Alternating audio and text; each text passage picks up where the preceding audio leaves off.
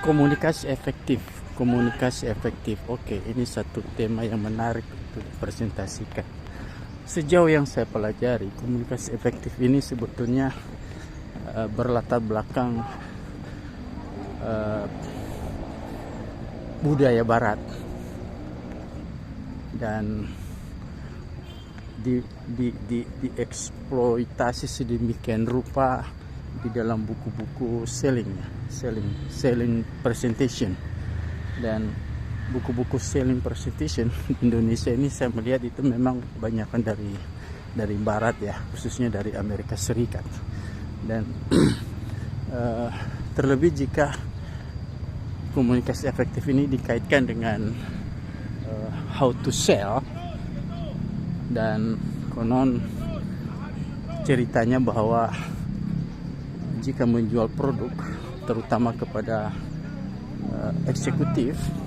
para eksekutif yang waktunya sangat singkat, maka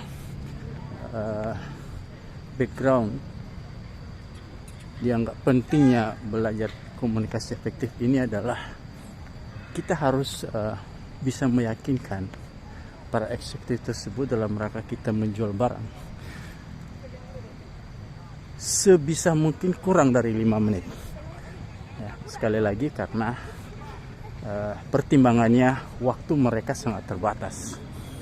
Untuk bisa ketemu aja udah satu hal yang patut disyukuri, sehingga kita harus benar-benar menggunakan waktu itu sedemikian rupa untuk meyakinkan mereka, sehingga harapannya adalah mereka membeli produk yang kita tawarkan.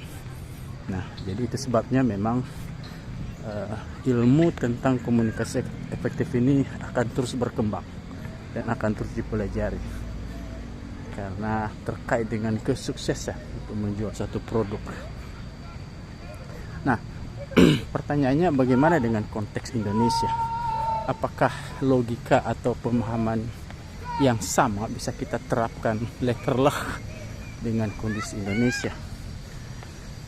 Nah, menurut saya tidak bisa hitam putih seperti itu, karena di Indonesia jika kita berkomunikasi dengan seseorang, justru yang pertama ditanyakan adalah Anda siapa, dalam hati ya, dalam hati pertama yang akan ditanyakan adalah Anda siapa.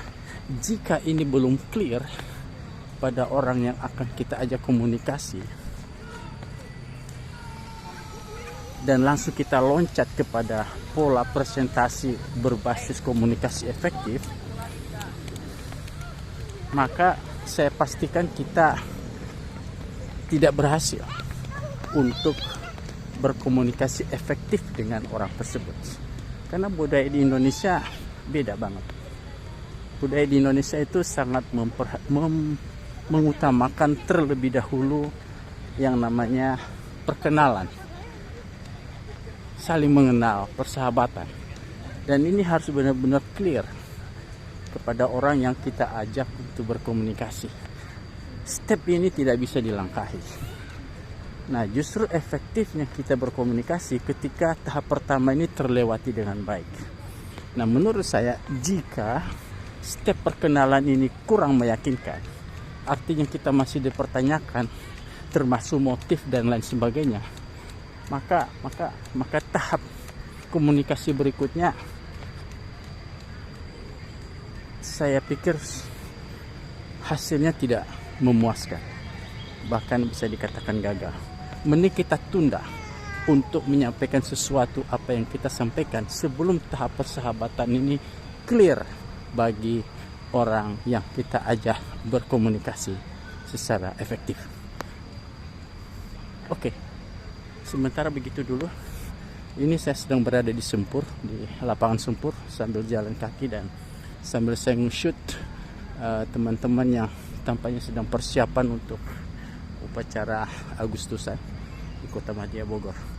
Oke, selamat pagi, selamat beraktivitas.